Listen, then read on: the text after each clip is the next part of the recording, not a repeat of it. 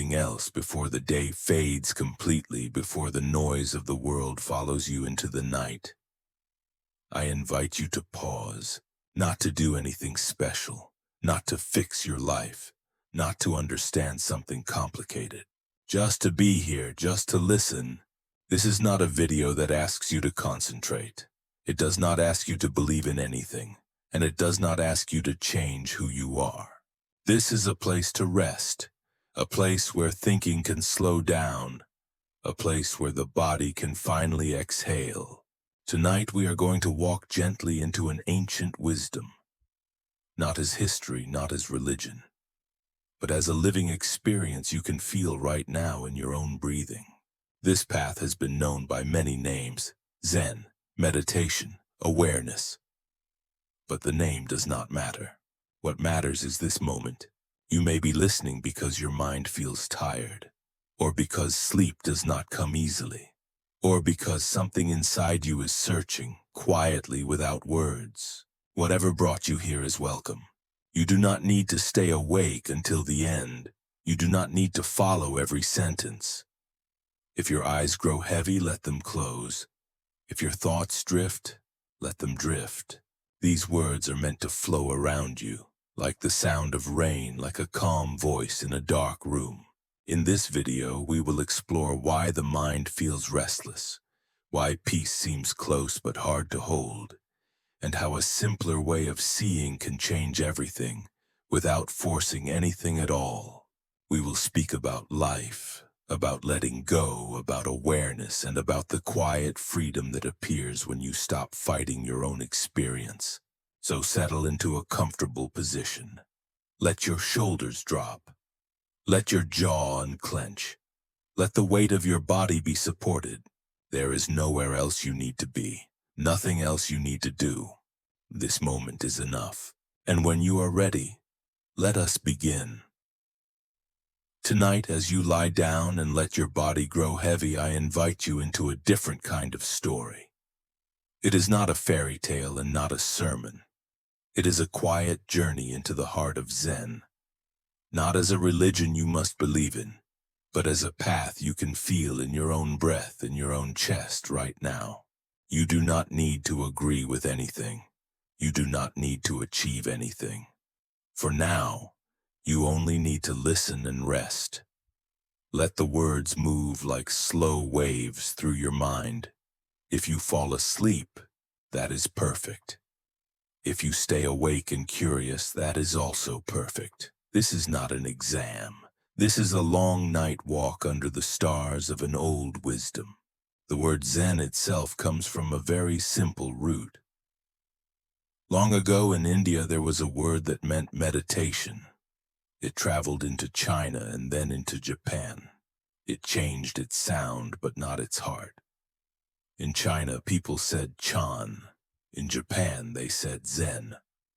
At its core, it still meant this one thing: sitting, breathing, waking up right where you are. Zen is one branch of the great tree of Buddhism. It grew in China many centuries ago when Indian teachings on emptiness and compassion met the flowing, earthy spirit of Chinese Taoist thought. Out of that meeting came a style of practice that cared less about big theories and more about direct experience. Instead of asking you to solve a puzzle with logic, Zen asks you to taste your own life fully. Before Zen, before all the temples and stories, there was a human being who suffered and wanted to understand. You may have heard his name. Siddhartha, a prince who had almost everything the world could offer: soft beds, rich food, music, safety. Yet even inside those palace walls, questions crept in like wind through the cracks. Why do people grow old? Why do bodies break? Why do people we love disappear? Why is there so much fear sitting right next to pleasure? One day the walls could not hold him anymore. He left the comfort of his palace and walked out into a world that did not belong to him.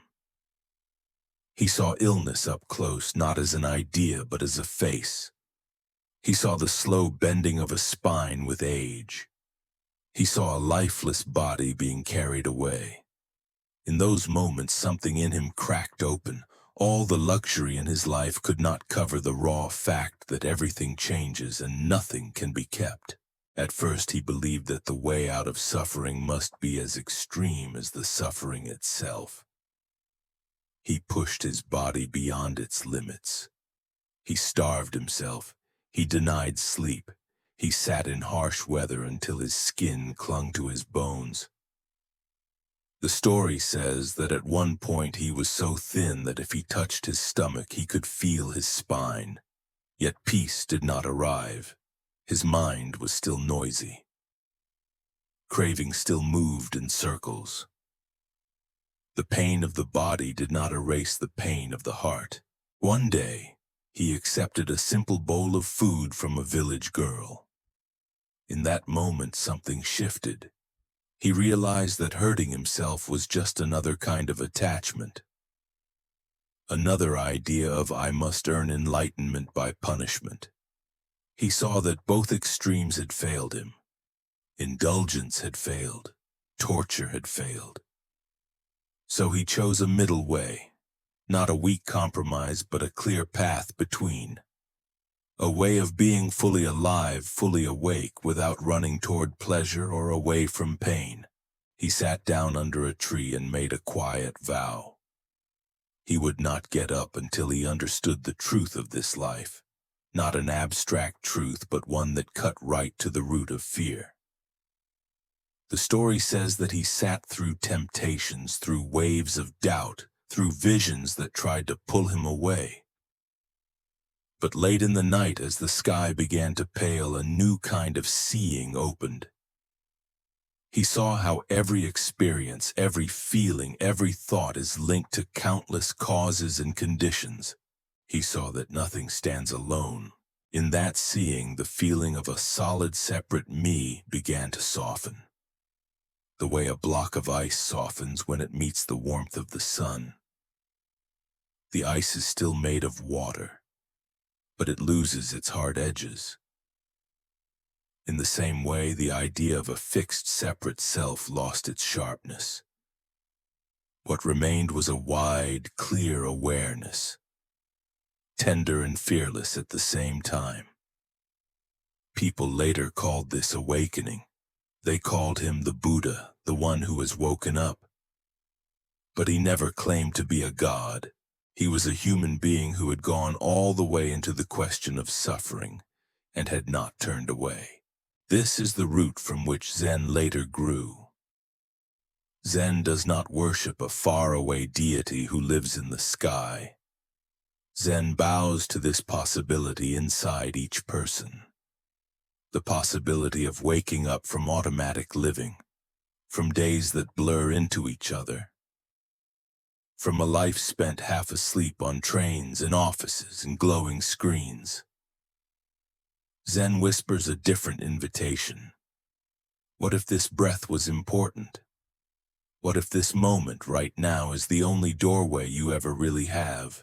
Original Buddhas. Centuries after the Buddha, the teachings traveled north.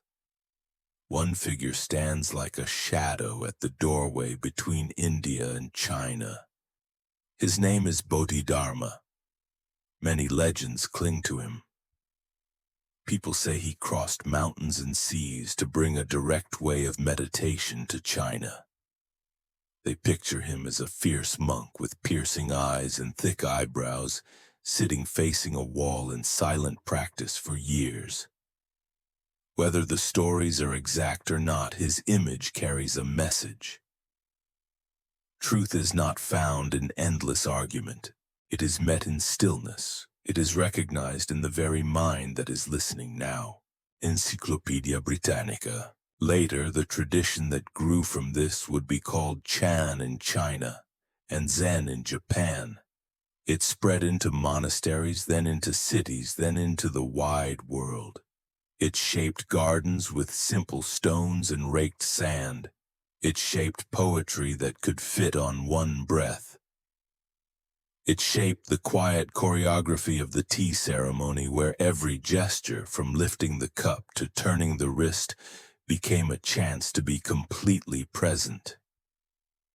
But all of these beautiful forms still point back to one very simple practice. Sit down, feel your body, watch the mind. Wake up from the trance of automatic thought. As you listen now, maybe you feel your own restlessness. Part of you wants to understand everything at once. Part of you is tired and just wants to drift to sleep. Zen is kind to both parts. It says you do not need to force anything. You do not need to become a Zen person. You do not need to change your personality tonight. Instead, just notice. Notice the weight of your body against the bed.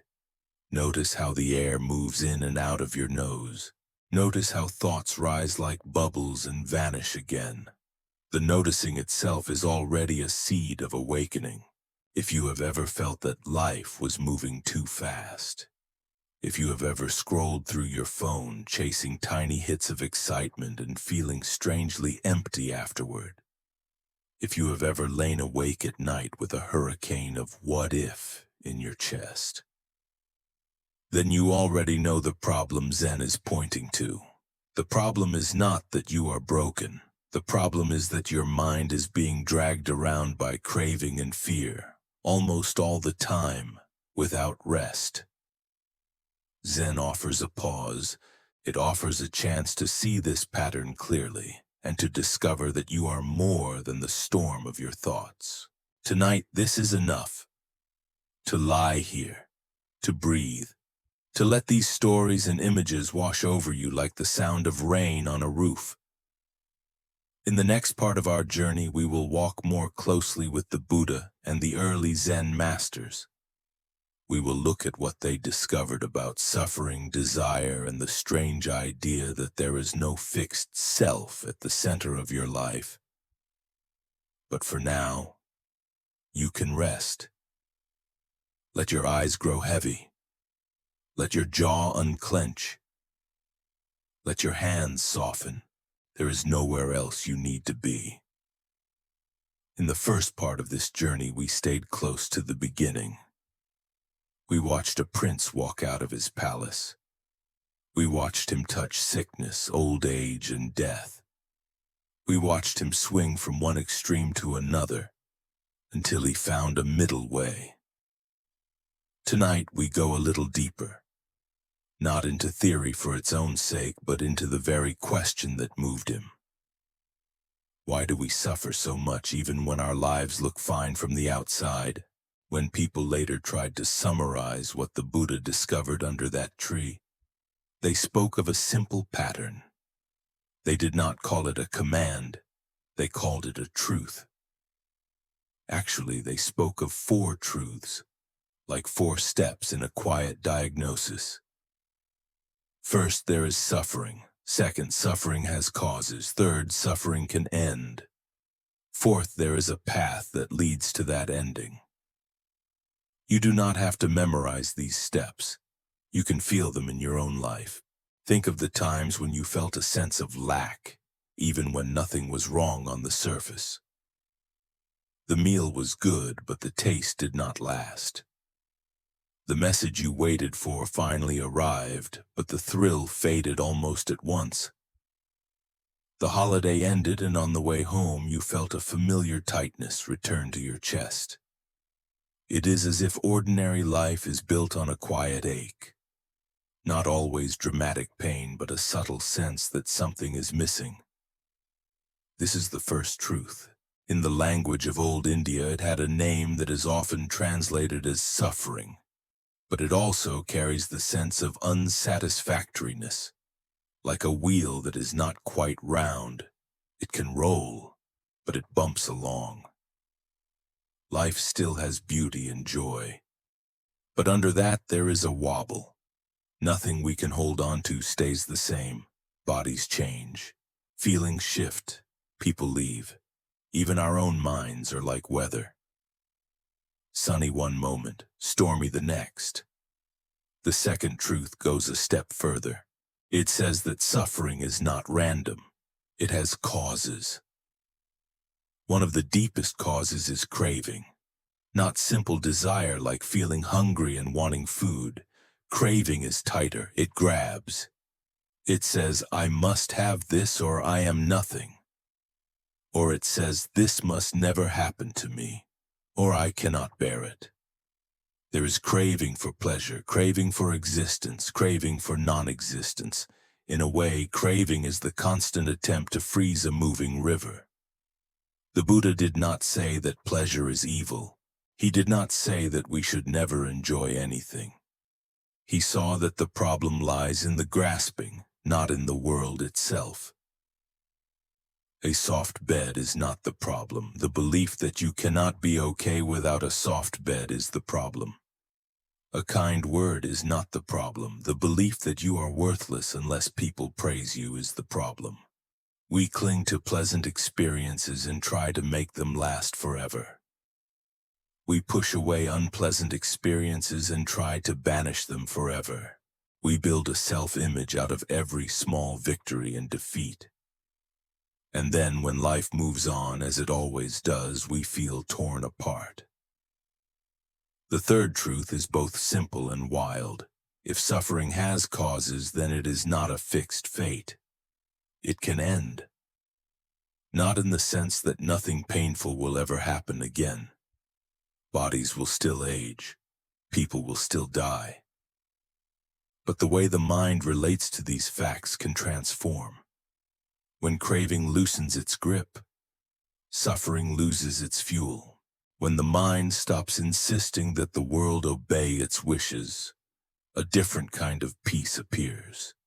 It is not numbness. It is clear, tender presence with life as it is. You may have had small tastes of this. A quiet walk at dawn when for a moment you were not chasing anything and not running from anything. A time when you sat with someone in deep pain and instead of fixing it, you simply held their hand and felt strangely whole. A moment in music or in sport or in art when you disappeared and only the doing remained. These are like tiny windows into the third truth. They show that another way of being is possible. The fourth truth points to a path. Like a set of gentle training directions for the heart and mind. Later, people describe this path in terms of view, intention, speech, action, livelihood, effort, mindfulness, and concentration. But you do not need to hold all those words right now. You can sense the spirit behind them. It is the spirit of living in a way that harms less and sees more. The spirit of aligning your daily choices with the simple wish to wake up and to reduce suffering both in yourself and in others.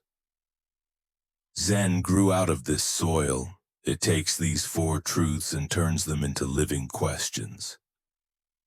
Where is suffering in this very moment? What am I clinging to right now? What am I pushing away? Can I sit here and feel it without acting it out? Without drowning in it? Zen teachers often refuse to answer in straight lines. A student would ask, "What is the way?" The teacher might answer, "The cypress tree in the courtyard." Or, "Have you eaten your rice porridge? Then wash your bowl." On the surface, these replies sound strange, even rude. Underneath, they are pointing back to this very moment, to this breath, to this simple action of washing, walking, eating, listening. They are saying, do not wander off into dreams of a perfect life. Wake up here. As you lie here now, you can explore these truths in your own small, gentle way. Notice any place in your body that feels tight, maybe your jaw, your throat, your belly. That tightness is how suffering shows up in the flesh. You do not need to fight it. You also do not need to feed it with more stories. Just breathe into it. Let the breath be like a soft hand on a frightened animal. You may notice the mind wanting to fix everything at once. It may race off into plans. It may replay old scenes where you felt hurt or wronged. Each time you see this, you can quietly ask, what am I clinging to in this scene? What am I refusing to feel? Do not analyze too deeply. Just notice. Then come back to the feeling of the bed beneath you, the rise and fall of the chest, the simple fact that in this second you are safe enough to listen. In this way, the ancient truths stop being distant ideas and become part of the texture of your night. The Buddha's story is no longer just about a man under a tree long ago. It becomes a mirror. It reflects your own patterns of running, grasping, fearing, and your own capacity to stop, to turn, to rest. In the next part of our journey, we will move closer to one of the most challenging and liberating insights in this tradition. The insight that there is no solid, separate self hiding inside you. We will see how this idea, which can sound cold at first, can actually open the door to deep freedom and compassion. For now, let your breathing slow. Let your thoughts grow softer around the edges. You are walking the path simply by being here, by listening, by daring to look gently at your own experience. In the last part of our journey, we moved close to the four quiet truths. We saw how suffering shows up as a subtle wobble in life. We saw how craving tries to freeze a moving river. We touched the idea that another way of being is possible. Now we step into one of the most difficult and beautiful insights in this path. The insight that there is no fixed, solid self at the center of your experience. At first, this can sound harsh. It can sound like someone is saying that you do not exist. But that is not what this teaching means. It does not deny your feelings, your memories, your story. It questions only one thing, the idea that beneath all of that there is a separate, unchanging core that stands alone. Tonight we will explore this slowly, and we will stay kind to the part of you that may feel afraid. Think for a moment about your body. The body feels solid. It feels like one thing. You call it my body, but if you look closer, you see that it is a living process. Cells are born and die. Hair grows and falls. Skin changes, heals, marks, fades. Blood moves. Air comes in and goes out with each breath. The body you have tonight is not the same body you had as a child. It is more like a river. The name of the river stays. The water inside it is always different. In the same way, your body keeps a shape and a name, but every part is changing. The same is true for your mind.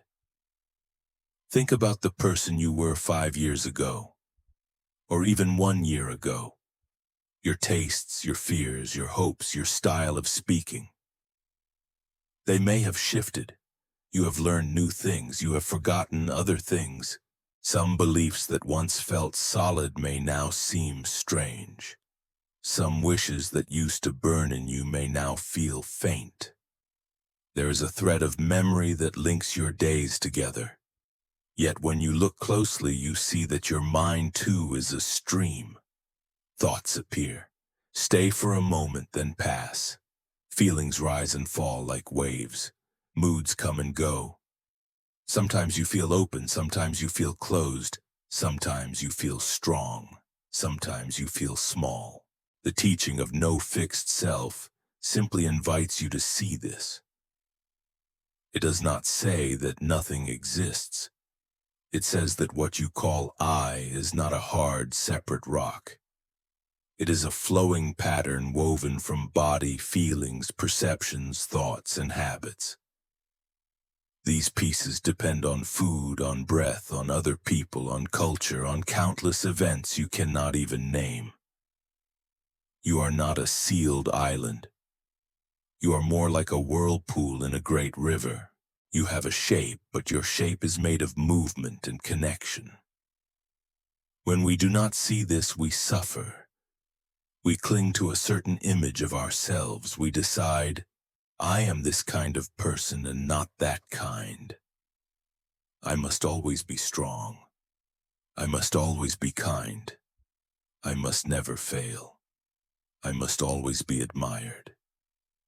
Then life brings situations that do not match that image. We fail. We feel envy. We feel fear. We feel anger. Instead of meeting these states as passing weather, we panic. We think, this should not be happening to me. We feel shame. We hide. We create more and more tension to protect the image of me we are trying to hold. Zen offers a softer view. It says that thoughts and feelings can appear in the space of awareness without defining that space. Anger can arise. It can be seen, felt, breathed with, and allowed to pass. Fear can arise.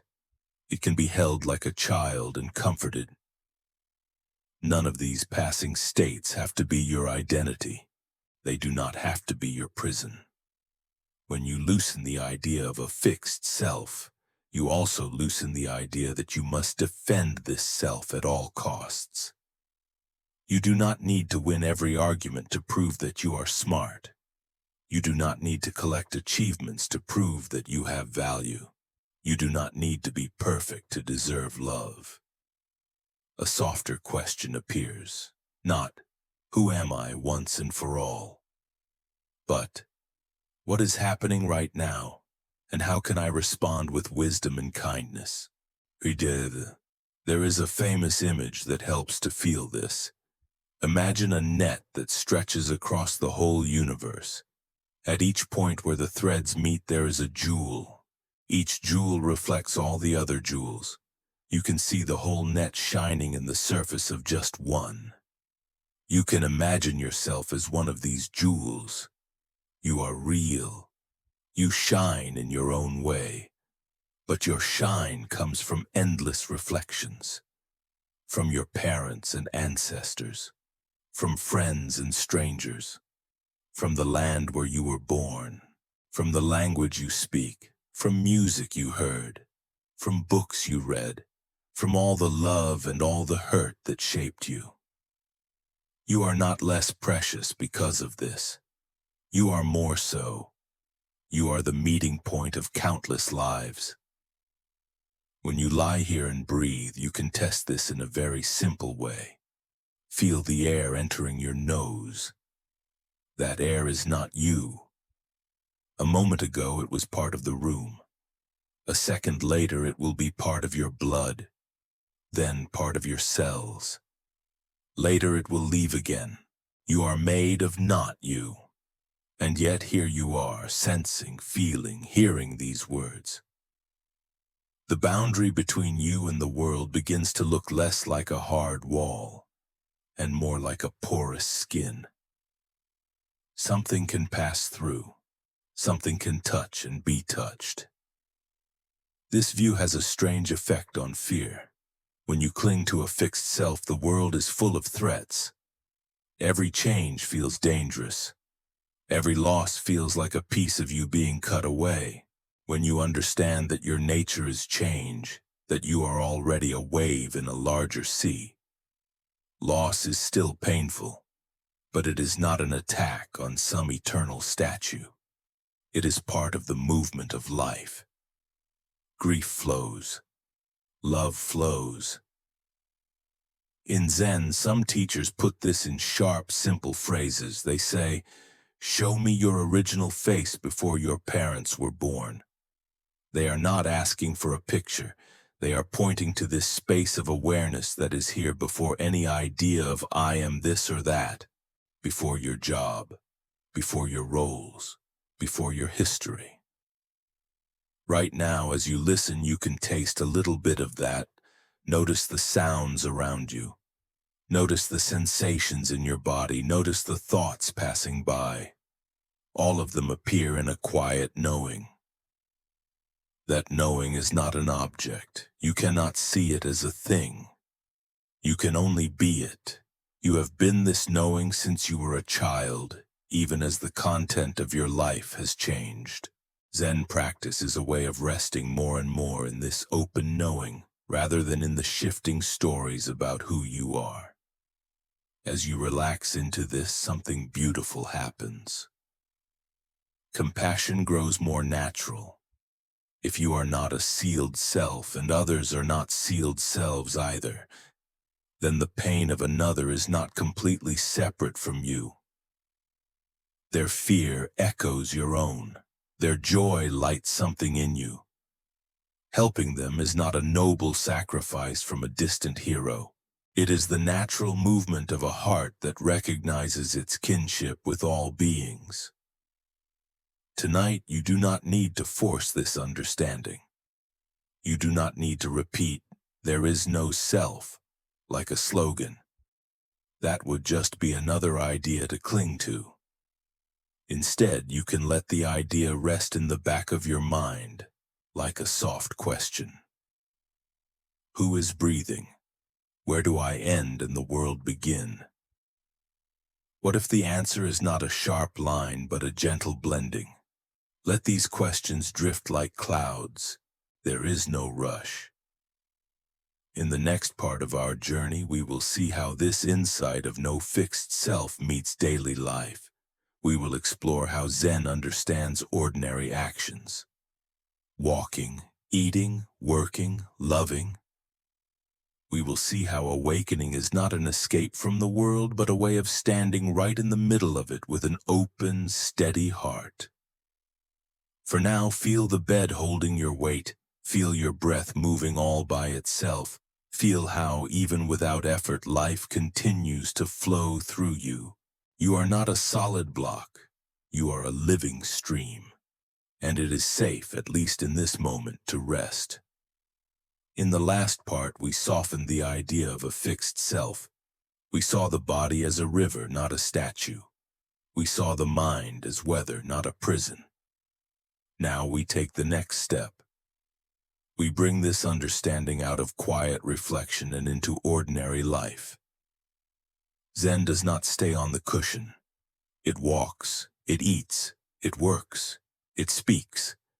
It lives in the middle of dust, noise, and responsibility. If awakening cannot meet daily life, Zen says, then it is not complete. There is a well-known saying often repeated in Zen. Before awakening, chop wood and carry water. After awakening, chop wood and carry water. At first, this sounds disappointing. People imagine enlightenment as fireworks, as constant peace, as a life free from effort. Zen gently removes that fantasy. Awakening does not remove you from life.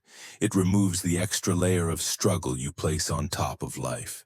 The wood still needs to be chopped. The water still needs to be carried. The difference is how you are present while doing it.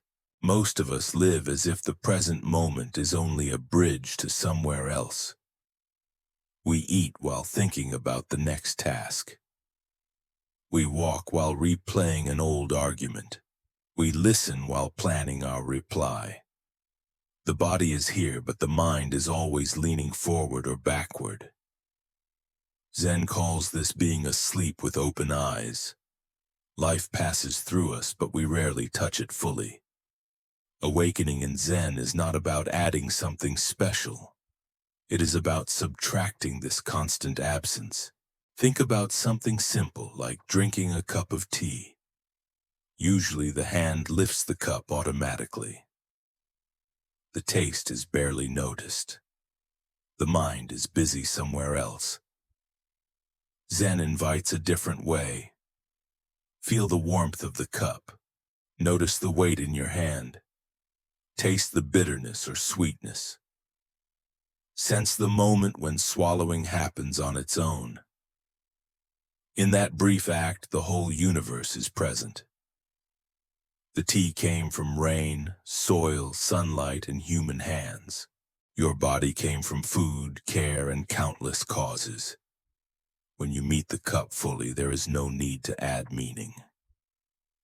The meeting itself is enough. This way of living is sometimes called mindfulness, but in Zen it is deeper than a technique. It is a way of respecting reality as it is.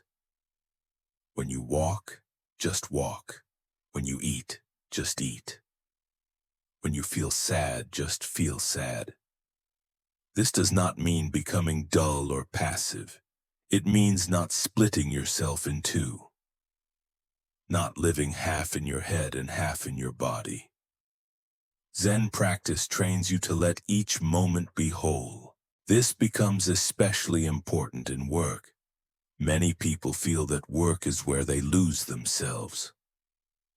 Deadlines, expectations, pressure, comparison, the mind tightens, the body stiffens. Zen does not ask you to quit your job or move to a mountain. It asks a more radical question. Can you bring full presence into this very task? Into typing, into speaking, into listening, into solving one small problem at a time. When attention is steady, work becomes less about proving your worth and more about responding to what is needed. There is a quiet dignity in this. Even repetitive or simple tasks can become a form of meditation. Washing dishes, sweeping the floor, answering emails. If the mind is not fighting the moment, these actions stop draining you so deeply. They still require effort, but they no longer require self-judgment. You are not constantly asking, "Am I good enough?" You are simply doing what is in front of you as well as you can and then letting it go. Zen also has a lot to say about relationships, though it rarely uses that word directly. When the sense of a fixed self softens, the way you meet others changes. You listen more, not to prepare your defense, but to understand. You speak more simply, not to impress, but to be honest. Conflict still arises. Zen does not promise a life without friction, but when there is less need to protect an image of yourself, conflict loses some of its poison. You can admit when you are wrong. You can apologize without collapsing. You can set boundaries without hatred. One Zen teacher said that real practice is revealed in how you treat the person who is most difficult for you. Not in how calm you feel in silence, but in how you respond when you are misunderstood, ignored, or criticized. This is where the teachings become real. In these moments, you can watch the old patterns rise. The urge to defend, the urge to attack, the urge to withdraw. Zen does not demand that you eliminate these reactions overnight. It invites you to see them clearly. To pause, to breathe, to choose a response instead of acting out a habit. This does not make you weak. It makes you free. When you are no longer pushed around by every emotional wave, you gain a quiet strength. You can feel anger without becoming cruel. You can feel fear without freezing. You can feel desire without losing yourself in it. Life becomes less about control and more about skillful participation. Zen also speaks often about simplicity, not as a rule, but as a natural result of clarity. When you see how craving fuels suffering, you naturally want less. Not because you deny yourself, but because excess no longer satisfies. You begin to value space, silence, fewer distractions. This does not mean rejecting modern life. It means using things instead of being used by them. A phone becomes a tool, not an extension of your nervous system. Entertainment becomes a choice, not an escape. As you lie here now, you might notice how rare true rest feels. Even when the body stops moving, the mind keeps running. Zen rest is different. It is not collapse. It is alert ease. Like sitting by a river and watching the water flow without trying to change its direction. You are awake, but not tense. Present, but not forcing. This kind of rest can begin right now. Feel where your body is touching the bed. Let the support be complete. You do not need to hold yourself up. Notice your breath. You do not need to control it. Let it move on its own. Thoughts may still appear.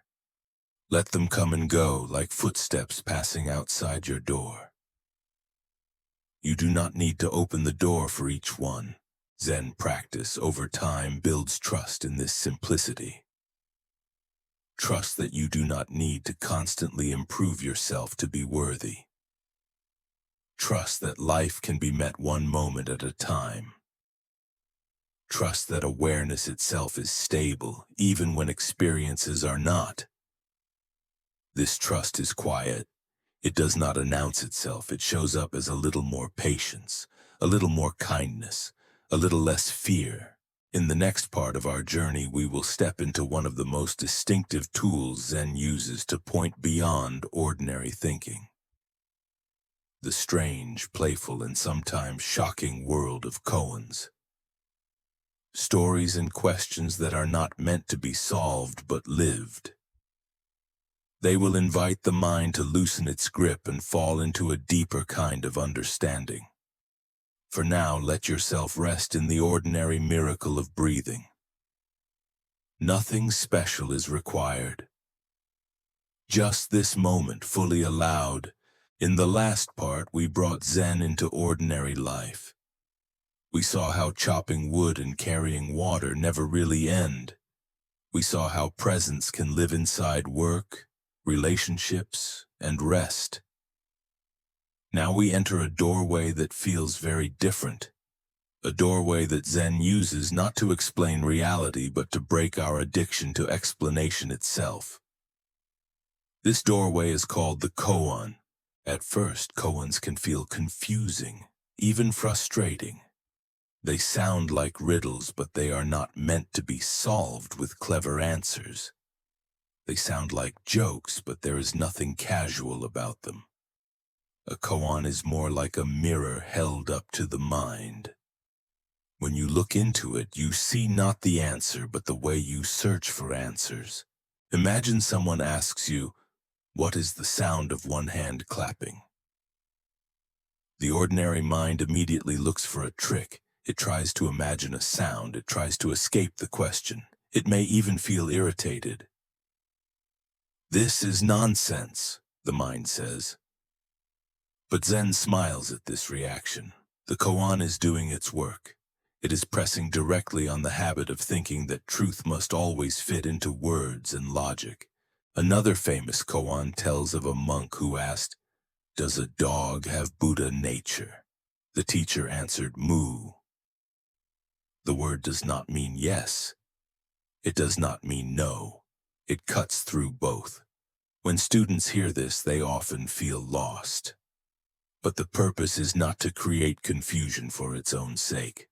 The purpose is to bring the mind to a stop, to exhaust the endless loop of thinking so that something deeper can be seen. Our minds are trained from a young age to categorize, judge, and explain. This skill is useful. It helps us survive. It helps us build tools, solve problems, and communicate. But Zen points out that this same skill becomes a prison when we try to use it to grasp life itself. Reality is always moving. Language freezes it. Concepts slice it into pieces. Koans push the mind to the edge of its own limits until it can no longer stand on familiar ground. When a student works with a koan, they do not sit and think about it like a puzzle. They carry it into their body, into their breath, into their daily life. The question lives inside them. It echoes while they walk. It hums while they wash their bowl. Over time, the mind grows tired of chasing an answer. In that tiredness, a different kind of knowing can appear. Not an idea, but a direct recognition. Zen stories are full of moments where this recognition arrives suddenly. A monk hears a pebble strike bamboo. A teacher slams a door. Another raises a finger. Another laughs. In these moments, something snaps. The student is not adding new information. They are dropping an old habit, the habit of standing outside life and trying to control it with thought. It is important to understand that koans are not meant to make you feel stupid. They are meant to show you how intelligence itself can relax. When thinking loosens its grip, awareness opens wider. You are no longer trying to pin reality down. You are meeting it directly, without a filter. In modern life, we are surrounded by explanations. Endless opinions, endless advice, endless commentary. We scroll and scroll, collecting interpretations of reality, hoping that one of them will finally settle our unease. Koans offer a different medicine. They say, stop collecting, stop comparing. Turn around and look at the mind that is hungry for certainty. You do not need to study traditional koans to feel this effect. Life itself presents koans every day.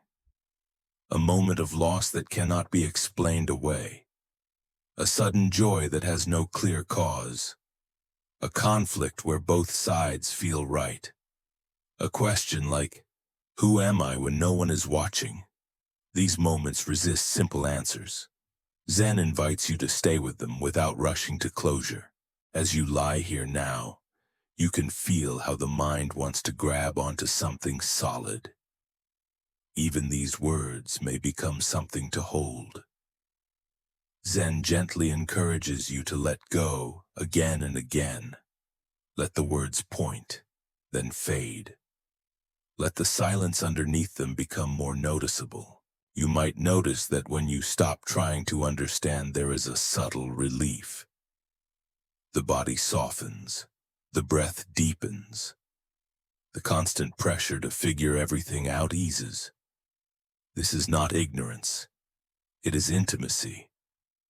You are no longer standing apart from experience. You are inside it. Koans are sometimes described as medicine. The dose is carefully chosen. Too little and nothing changes. Too much and the mind resists. In traditional practice, a teacher guides the student, adjusting the pressure. But even without formal training, you can sense the spirit behind this approach. Whenever you feel stuck in overthinking, you can ask yourself a simple koan-like question. What is happening right now before I explain it? Then pause. This pause is powerful. It interrupts the habit of living on automatic pilot. It brings you back into your senses, into the body, into the immediacy of being alive. In that immediacy, many worries lose their grip. They may not disappear, but they no longer dominate the whole field of awareness. Zen does not aim to make life tidy.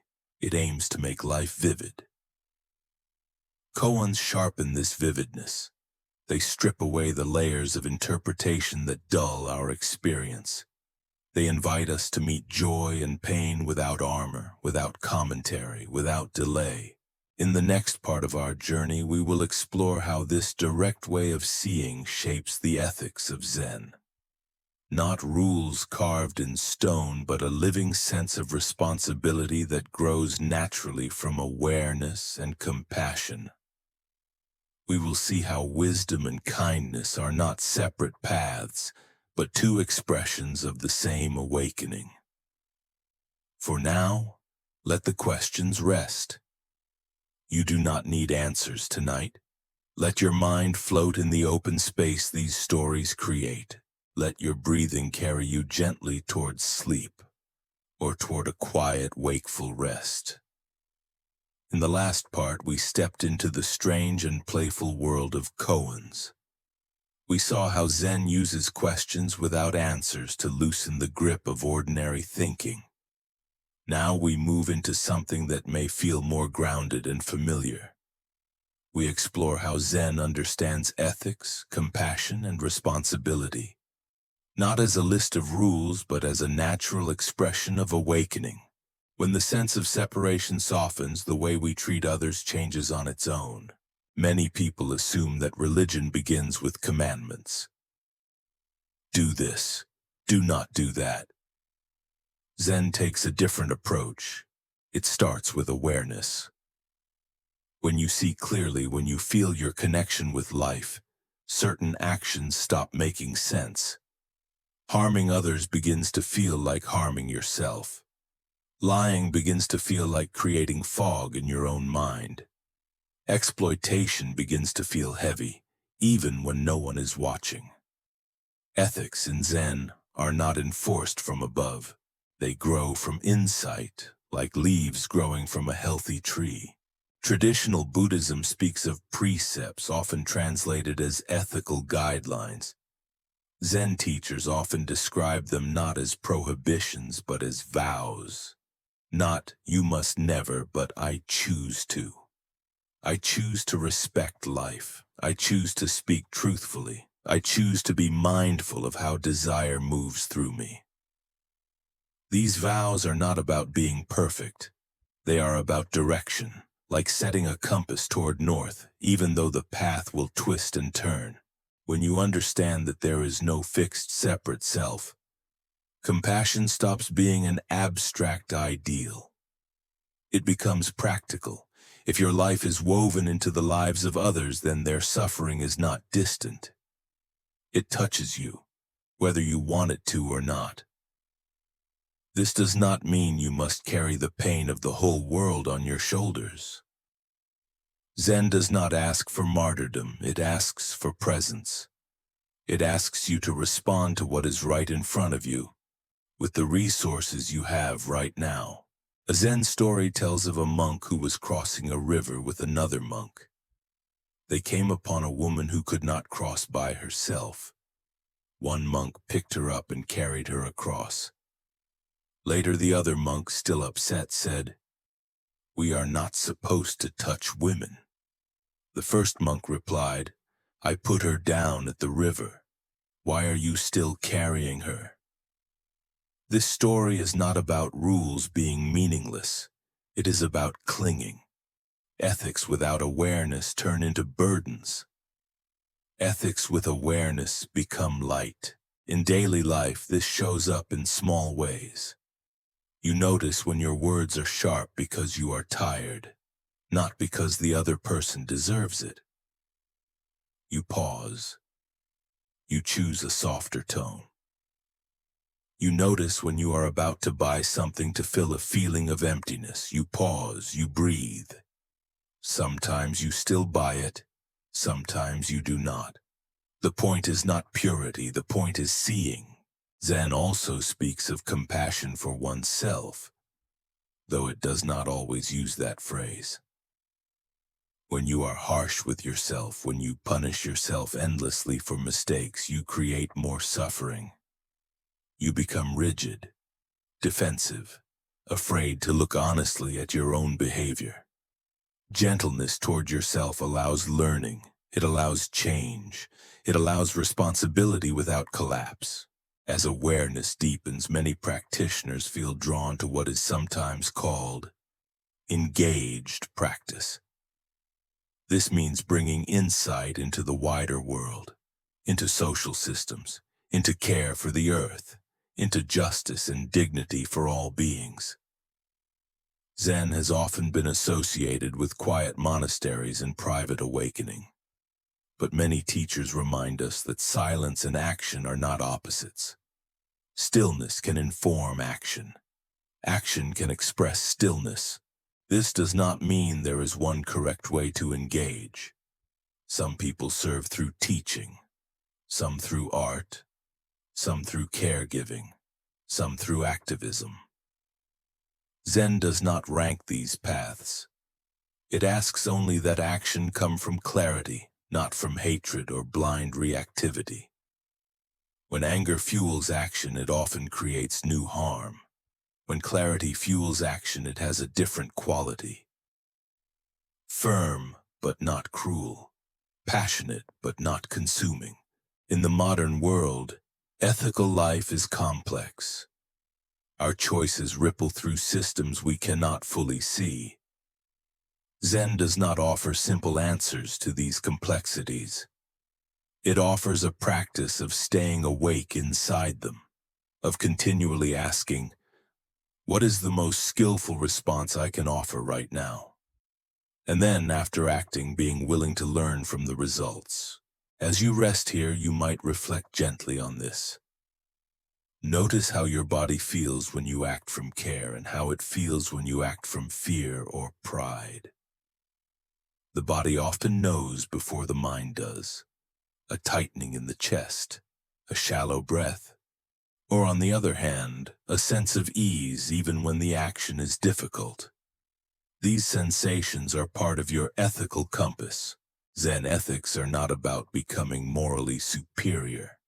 In fact, Zen often warns against spiritual pride. The idea that I am awakened and others are not is just another version of separation. True practice humbles you. It shows you how much you still have to learn, how often you still fall asleep, and it invites you to begin again without drama. This beginning again is central. Each moment is a fresh chance. If you spoke harshly an hour ago, this moment is new. If you acted out of fear yesterday, this breath is new.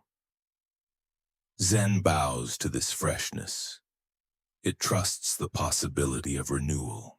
In the next part of our journey, we will look more closely at the practice that sits at the heart of Zen. The simple, demanding, and profound act of sitting meditation. Zazen. We will explore what it is not, and how it shapes the mind and heart over time. For now, let yourself rest in the feeling of being held by the bed. Let the idea of kindness toward yourself and others settle like a warm blanket. You do not need to solve the world tonight. It is enough to be here, breathing, aware, and willing to meet life with an open heart. In the last part, we explored ethics and compassion as natural expressions of awakening. We saw how clarity shapes action and how kindness grows when separation softens. Now we arrive at the quiet center of Zen practice, the place where everything we have spoken about is tested, deepened, and embodied. This place is called Zazen, sitting meditation. Simple in appearance, demanding in truth, profound in its effect. At first glance, Zazen looks almost too ordinary. A person sits still, the spine is upright but not rigid, the hands rest calmly, the eyes are open or half open, nothing dramatic happens, no chanting, no visualization, no goal is announced. This simplicity can be confusing, especially in a world that constantly promises results. Zen does not promise fireworks. It offers something more subtle. The chance to meet yourself without distraction. Many people come to meditation hoping to feel calm. And sometimes calm does appear, but Zazen is not designed to produce a particular state. It is designed to reveal what is already here. When you sit down and stop moving, the mind does not automatically become peaceful. Often it becomes louder. Thoughts rush in. Old memories surface. Worries replay themselves. Physical discomfort may arise. Zen does not see this as failure. It sees this as honesty. Zazen is like turning on a light in a room that has been cluttered for years. At first, you do not see serenity. You see dust. You see mess. You see things you forgot were there. The practice is not about cleaning everything immediately. It is about learning to stay present even when the room is uncomfortable to look at. The posture in Zazen is important, not because it is sacred, but because it supports wakefulness. An upright spine allows the breath to move freely. It keeps the body alert without strain. Sitting is a physical statement. It says, I am here. Not collapsing into sleep, not tensing into effort, just here. The breath plays a quiet role. In Zen, you do not manipulate it. You do not force it to be slow or deep. You let it be natural. You feel it move in the belly. You feel it rise and fall. The breath becomes an anchor. When the mind wanders, and it will, you gently return to the breath, again and again, not with judgment, not with frustration, just returning. This returning is the heart of the practice. Each time you notice that the mind has wandered and you come back, you are strengthening awareness. You are training the ability to wake up from distraction. Over time, this skill carries into daily life. You notice sooner when you are lost in worry. You notice sooner when anger is taking over. You notice sooner when you are drifting away from the present moment. Zazen is sometimes described as just sitting. This phrase can be misleading. It does not mean sitting without care. It means sitting without trying to get somewhere else. You are not sitting to become a better person. You are not sitting to achieve enlightenment. You are sitting to sit, to fully inhabit this moment, without adding a story about what it should become. This attitude is radical. Most of our lives are built around becoming.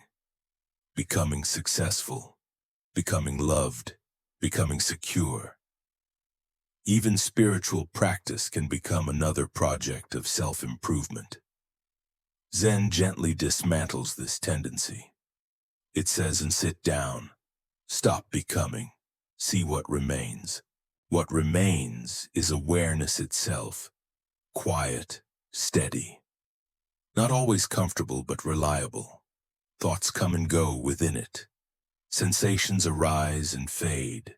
Emotions move through like weather. Awareness does not need to push them away or hold on to them. It knows them and lets them pass.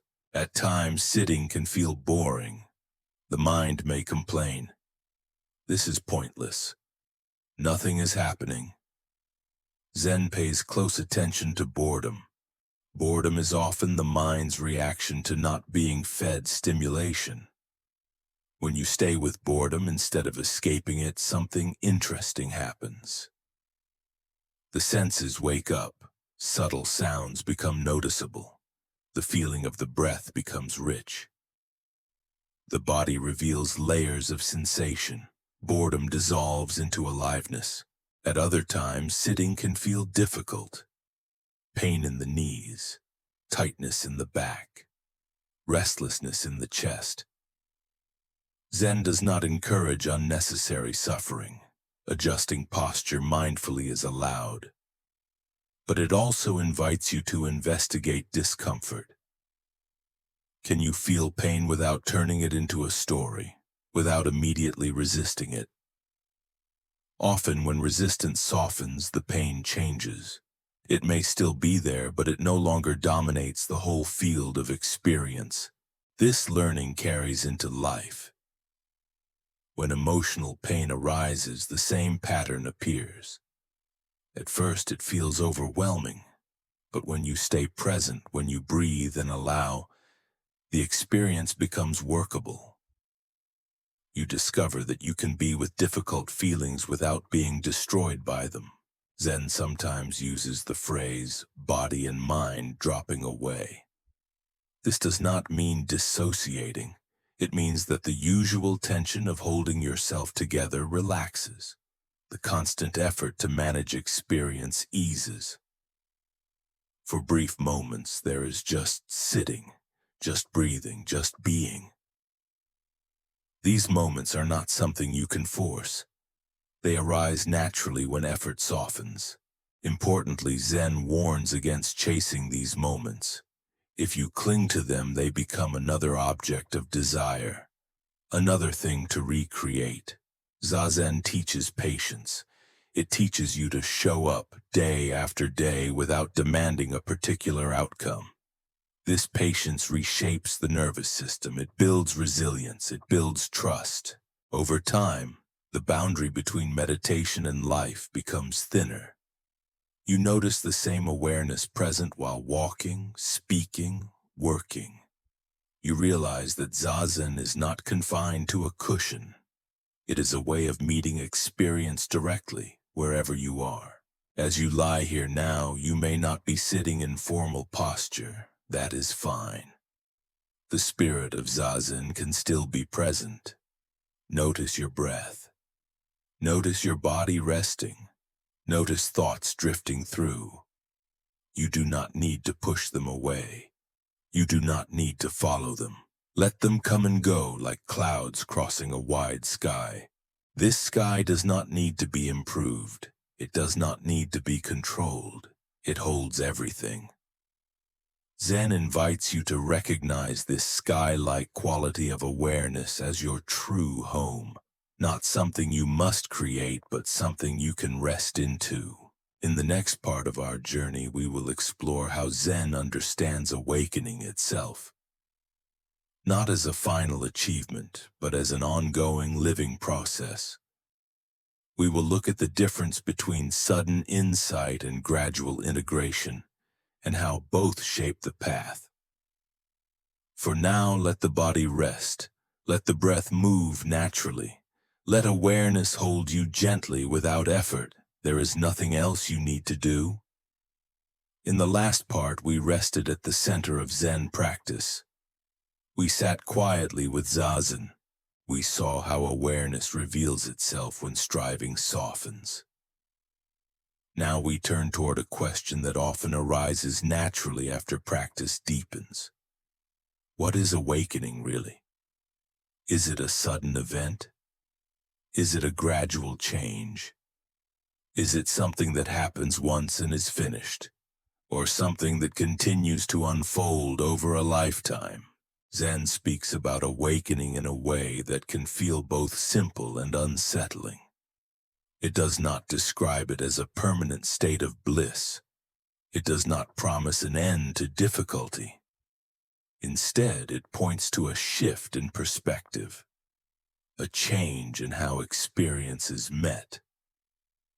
Awakening is often described as seeing things as they are without the extra layer of distortion added by fear, craving, and habit. Some Zen stories describe awakening as sudden. A monk hears a sound and everything falls into place. A teacher asks a question and the student laughs, suddenly free. These stories can be inspiring, but they can also be misleading. They can make awakening seem like a lightning strike that changes everything at once. Zen holds another truth alongside this. Even sudden insight requires long preparation. And after insight, the work continues. You can think of it like seeing through a window that has been fogged for a long time. One moment the fog clears and you see the landscape clearly. That moment can feel dramatic, but living with that clarity, cleaning the window again and again as fog returns, is a gradual process. Awakening is both an opening and a practice. In Zen, there is a saying: sudden awakening, gradual cultivation. The insight may come in a flash, but learning to live from that insight takes time. Old habits do not disappear overnight. Patterns of fear and grasping have deep roots. Awakening does not erase them, it changes how you relate to them. Instead of believing every thought, you see thoughts as movements of the mind. Instead of being overwhelmed by emotion, you feel emotion as energy passing through. This is where patience becomes essential. Many people become discouraged when they realize that awakening does not make them perfect. Anger still arises. Sadness still comes. Doubt still visits. Zen gently says, of course. Awakening does not turn you into a statue. It makes you more human, not less. It allows you to feel fully without being lost. Zen teachers often warn against spiritual ambition. The desire to become awakened can easily turn into another form of craving, another identity. I am a serious practitioner. I am more aware than others. Zen cuts through this quietly. It asks you to return to what is simple and honest. How are you meeting this moment? Are you present? Are you kind? Are you awake to what is happening right now? One teacher compared awakening to learning to swim. At first, you cling to the edge. You struggle. You panic. Then one day you realize that the water can hold you. That moment of trust is awakening, but you still need to practice moving in the water. You still need to learn how to float, how to breathe, how to respond to waves. Awakening is the discovery that you are not drowning. Practice is learning how to live freely in the water of life. This understanding changes how failure is seen. In ordinary thinking, failure feels final. It defines you. In Zen, failure becomes information, a moment of forgetting, a chance to wake up again. Each time you notice that you have been lost in habit and return to awareness, you are practicing awakening. There is no wasted effort. Zen also speaks about beginner's mind. This means meeting each moment as if it were new, not assuming you already know, not leaning on past insight. Awakening can become stale if it hardens into certainty. Beginner's mind keeps awareness fresh, curious, open, humble. As practice matures, awakening shows up in subtle ways. You recover more quickly after being triggered. You listen more deeply. You need less validation. You are less driven by comparison. You feel more at ease with not knowing. None of these changes are dramatic on their own. Together, they quietly reshape a life. Awakening also brings a deeper appreciation of impermanence. When you truly see that everything changes, each moment becomes precious. Ordinary experiences gain depth, a shared meal, a conversation, the sound of rain. You are less likely to rush through life looking for something better. You recognize that exactly this is what you have. Zen does not ask you to cling to awakening. It asks you to express it. Awakening expresses itself as care, as attention, as responsibility, as the willingness to meet suffering without turning away. This expression looks different for each person. There is no single awakened personality. There is only the natural response of awareness meeting life. As you lie here now, you do not need to evaluate where you are on any path. That kind of measuring only tightens the mind. Instead, notice the simple fact of being aware. Notice the breath. Notice the feeling of rest or wakefulness. Notice the quiet knowing that is already present. This knowing does not need to be improved. It does not need a title. It is enough. In the next part of our journey, we will turn toward a challenge that often appears as practice deepens. How to live in a modern world filled with speed, noise, and constant distraction without losing the heart of Zen.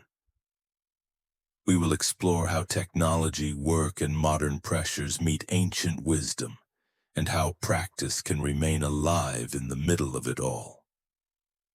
For now, let the idea of awakening soften into the background. Let the body sink deeper into rest. Let awareness remain gently present, without effort, without expectation. In the last part, we spoke about awakening as an opening that continues to unfold. Not a finish line, but a way of meeting life. Now we turn toward the world you wake up into every morning. A world filled with screens, speed, pressure, and constant signals asking for your attention. Many people wonder whether Zen can survive in such a world, or whether this world is simply too loud, too fast, too fragmented for deep practice. Zen's answer is quiet but firm. This world is not an obstacle. It is the field of practice itself. Long ago, Zen developed in monasteries, mountains, and rural villages. Life was slower. The rhythms were simpler. But even then, the mind was restless. Even then, people struggled with desire, fear, and distraction. The forms have changed, but the patterns are the same. Today, instead of worrying about crops or weather, we worry about messages, performance, and identity. Instead of village gossip, we face global news flowing into our pockets day and night. The nervous system is under constant strain. Zen does not deny this reality. It meets it directly. One of the greatest challenges of modern life is fragmentation. Attention is pulled in many directions at once. The body may be in one place while the mind jumps rapidly between tasks, worries, and imagined futures. Over time, this creates exhaustion that sleep alone cannot fix. Zen practice addresses this at the root. It trains the ability to stay with one thing at a time, one breath, one task, one conversation. This simplicity is not a luxury. It is medicine. Technology itself is not the enemy. Zen does not ask you to reject modern tools. It asks you to examine your relationship with them. When a device controls your attention, it controls your life. When you can choose how and when to engage, technology becomes useful rather than draining. Zen encourages conscious use. Notice the impulse to check. Notice the restless energy in the body. Pause. Breathe. Then decide. This pause, small as it seems, restores dignity to your attention. Work culture is another place where Zen is deeply relevant. Many people measure their worth through productivity. When work goes well, they feel valuable. When it does not, they feel diminished. Zen gently questions this equation. Your value is not created by output. It is inherent in your being. When this is seen clearly, work becomes an expression rather than a measure. You can care deeply about what you do without tying your identity to the outcome. This shift changes how stress is experienced. Stress often arises from resistance, from wanting reality to be different than it is. Zen trains acceptance not as resignation but as clear seeing. When you accept the conditions of a moment, you can respond skillfully. When you fight them internally, energy is wasted. Acceptance frees action. It does not replace it. Modern life also brings a constant comparison with others. Social platforms present curated images of success, beauty, and happiness. The mind easily falls into measuring. Am I enough? Am I behind? Zen cuts through this quietly. It brings attention back to direct experience. This breath, this body, this moment. Comparison loses its power when awareness is grounded in what is real rather than what is imagined. Another modern challenge is isolation. Despite constant connection, many people feel alone. Zen practice, even when done individually, reconnects you with life. Sitting quietly, you feel the shared rhythms of breath and heartbeat that link all beings. Over time, this sense of connection grows outward. Relationships become less about filling a void and more about meeting another human being honestly. Zen also offers support in moments of overwhelm. When the world feels too much, when news and responsibilities press in from all sides, practice provides a place to stand. Not by ignoring suffering, but by grounding yourself before responding. From this grounded place, you can choose where to engage and where to rest. You cannot carry everything. Zen teaches discernment. As you lie here now, you may notice the effects of modern life in your own body. Tension in the shoulders, tightness in the jaw, a subtle hum of alertness even while resting. Gently acknowledge this. There is nothing wrong with you. These are reasonable responses to an intense environment. Zen does not judge these responses. It offers tools to soften them. Feel the support beneath you. Let the weight of your body be held. Allow the breath to slow naturally. You do not need to solve your relationship with the modern world tonight. You are simply practicing being here without being pulled in 100 directions at once. This is already an act of quiet resistance against fragmentation. Zen in modern life is not about becoming detached. It is about becoming intimate without being overwhelmed. It is about learning how to stay open in the middle of complexity. This openness is not fragile. It is resilient. It grows stronger with practice. In the next part of our journey, we will turn toward the closing arc of this long path. We will explore how Zen understands death, impermanence, and the art of letting go. Not as something dark, but as something that gives life its depth and urgency. For now, let yourself rest in this moment of stillness. The world can wait. Awareness is here. Breath by breath, you are already practicing. In the last part, we stood in the middle of modern life and saw that Zen does not ask us to escape it. It asks us to meet it with clarity and care. Now we turn toward a subject that many people avoid, even in quiet moments like this. We turn toward death, not to create fear, but to dissolve it. In Zen, death is not a mistake or a failure. It is a teacher. One that speaks softly but with great honesty. Most of the anxiety that shadows human life comes from forgetting that everything changes. We live as if time were endless, as if youth, health, and certainty were guaranteed. When reality breaks this illusion, the shock can feel unbearable. Zen does not try to protect you from this truth. It introduces you to it slowly, gently, until it no longer feels like an enemy. Impermanence is not a philosophical idea in Zen. It is something to be felt. You can feel it right now. Notice the breath. Each inhale appears, then disappears. Each exhale fades on its own. You cannot hold on to either. The body is constantly adjusting. Muscles soften. Tension releases. Sensations change. Even your state of mind shifts from moment to moment. Nothing stays fixed, even for the length of a single breath. When we resist impermanence, we suffer. We cling to what is pleasant and panic when it changes. We push away what is painful and fear its return. Zen invites a different relationship. What if change is not the problem? What if resistance is?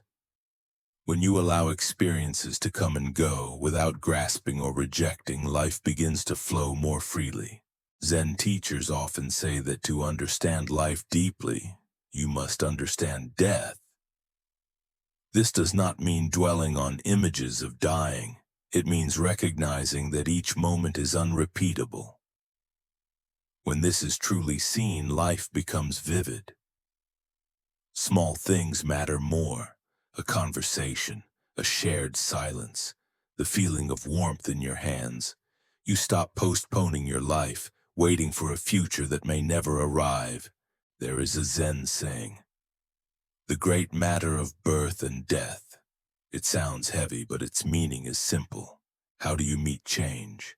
How do you meet loss? How do you meet the fact that everything you love will one day pass?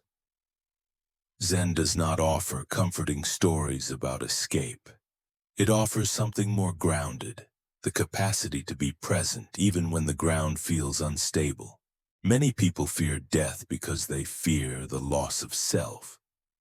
Earlier in our journey, we explored the idea that the self is not a solid thing. This insight softens the fear of death.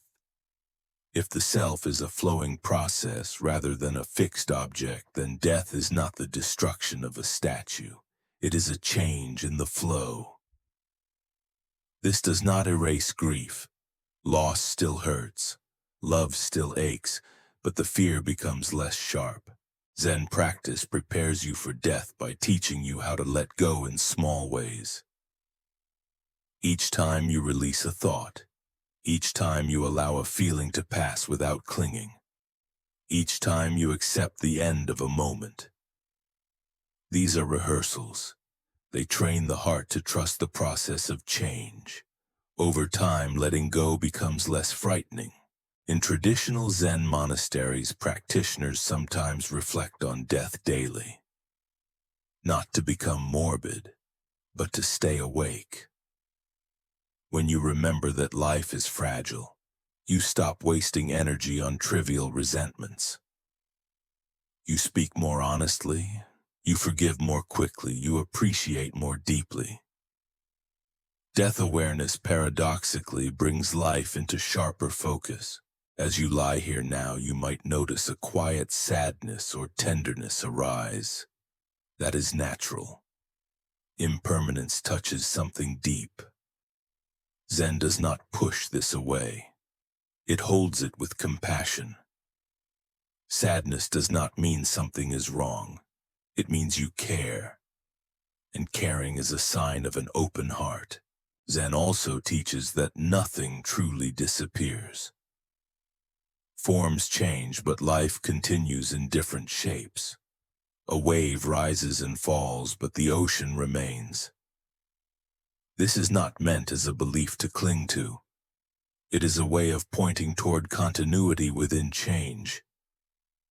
When you let go of rigid ideas about existence, mystery becomes less threatening. Death in Zen is not separate from life. It is woven into it. Each moment is born and dies. Each breath arrives and leaves. When you live with this awareness, you stop demanding permanence from impermanent things. You love without trying to possess. You care without trying to control. This kind of love is freer and more resilient. Zen masters are often described as meeting death calmly. Not because they were special beings, but because they practiced letting go every day. They trusted the same awareness that carried them through life to carry them through death. This trust is not blind faith. It is built slowly through practice, through honest meeting with each moment as it is. You do not need to resolve your feelings about death tonight. Zen does not rush this process. It invites you to stay close to what is real. Right now, what is real is the feeling of the bed beneath you, the movement of the breath, the sound of silence around these words. Life is happening. This is enough. In the next and final part of our journey, we will gently gather everything we have explored. We will return to simplicity, to the heart of Zen, to the quiet understanding that nothing is missing, and that this very moment, exactly as it is the ground of peace. For now, let yourself rest with the rhythm of breathing. Let impermanence be a lullaby rather than a threat. Everything is moving and you are held within that movement. In the last part, we turn toward impermanence and death, not as enemies but as teachers. We saw how letting go moment by moment prepares the heart to live more fully. Now we arrive at the closing of this long journey. Not a conclusion in the sense of wrapping things up neatly, but a return to simplicity, a return to what has been here all along. Zen often ends where it began, with this moment, with this breath, with this body resting or sitting alive and responsive. After all the stories, all the teachings, all the questions, Zen quietly asks one thing. Can you be here without adding or subtracting? Can you trust what is already present? Throughout this journey, we have spoken of suffering and its causes, of craving and letting go, of no fixed self, of daily life, ethics, meditation, awakening, modern pressures, and death itself. These may sound like many topics, but Zen sees them as one movement, one continuous invitation. Wake up to what is real. What is real is not an idea. It is not a belief system. It is not something you have to accept on faith. It is the direct experience of being alive. The feeling of breath in the body, the sound of these words entering your ears. The quiet knowing that registers sensation, thought, and emotion. This knowing has been with you since before you had language for it. It has never left. Zen sometimes uses the phrase, nothing special. This can sound disappointing at first. People want awakening to be extraordinary. Zen gently says that the extraordinary is hidden inside the ordinary. The miracle is not elsewhere. It is this moment, fully received. When you stop chasing a different experience, what remains reveals its depth. This does not mean life becomes easy. Zen does not promise protection from loss, pain, or confusion. What it offers is a different relationship with these experiences. You no longer need to fight them as enemies. You can meet them as part of the human condition. When resistance softens, suffering loosens. Even in difficulty, there can be dignity, clarity, and care. Zen practice is not about escaping the world. It is about intimacy with it, about touching life directly without armor. This intimacy brings vulnerability but also strength. You learn that you can feel deeply without breaking. You can stand in uncertainty without collapsing. You can love without clinging. One Zen teacher said that practice is simply learning to trust your life. Not the life you imagine you should have, but the one you are actually living. This trust grows slowly. It grows each time you return to the present moment. Each time you notice when you are lost and gently come back. Each time you choose awareness over habit. There is no final certificate of completion in Zen. No moment where you can say, I am done. And this is a gift. It keeps practice alive. It keeps you humble. It keeps you open. Each day is both the beginning and the continuation. Each breath is both ordinary and complete. As this journey comes to rest, notice how your body feels now compared to when we began. Perhaps there is a little more softness, a little more space, or perhaps there is tiredness or wandering attention. Whatever is here is welcome. Zen does not ask you to manufacture a particular state. It asks you to include what is present. You may wonder what remains after these words fade. What remains is not a teaching you must remember. It is a way of relating. When you wake up tomorrow, you can feel your feet on the floor. When you eat, you can taste your food. When you speak, you can listen as much as you talk. When you feel overwhelmed, you can pause and breathe. These small acts are the living expression of Zen. If you forget, that is part of the path. Forgetting is not failure, it is human. The moment you notice forgetting, you are already remembering again. Zen trusts this cycle, falling asleep, waking up, over and over. As you rest now, let go of the effort to understand anything further. Understanding can come later if it needs to. Right now, allow yourself to simply be. Feel the natural rhythm of breathing. Feel the support beneath you. Feel the quiet awareness that is holding all of this. Nothing is missing. You do not need to go anywhere else. You do not need to become anyone else. This moment, exactly as it is enough. Let the words dissolve into silence. Let silence carry you. Whether you drift into sleep or remain quietly awake, trust that this awareness continues. Breath by breath, moment by moment. This is the heart of Zen. As these final moments arrive, there is nothing left to learn tonight.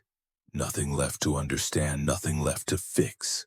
You have already done enough by simply being here, by listening, by allowing stillness to touch you even for a short while. Zen does not ask you to remember every word you heard. It does not ask you to agree with every idea. What matters is simpler than that. What matters is that for a little time you stepped out of the rush. You allowed the mind to soften. You allowed the body to rest. You allowed awareness to breathe on its own. That is already the practice. If something from this journey stays with you, let it be this. You do not need to become someone else to be at peace. You do not need to reach a special place. You do not need to wait for the future to begin living. Peace is not hidden behind effort. It is revealed when effort relaxes. Tomorrow life will continue. Thoughts will return. Tasks will appear. The world will move at its usual speed.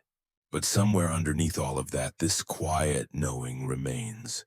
Unbroken, unaffected, always available. You can return to it with a single breath, with one moment of attention, with one honest pause. Thank you for sharing this time with me. Thank you for listening with patience. Thank you for allowing these words to meet you where you are. If this video supported you, comforted you, or helped you rest more deeply, you are warmly invited to continue the journey. In the next video, we will explore another gentle path of awareness, another quiet doorway into clarity and calm, another way of meeting life with steadiness and care. Until then, take good care of yourself. Move slowly, breathe kindly. And remember, you are never as far from peace as the mind sometimes believes. Good night, and I'll see you in the next video.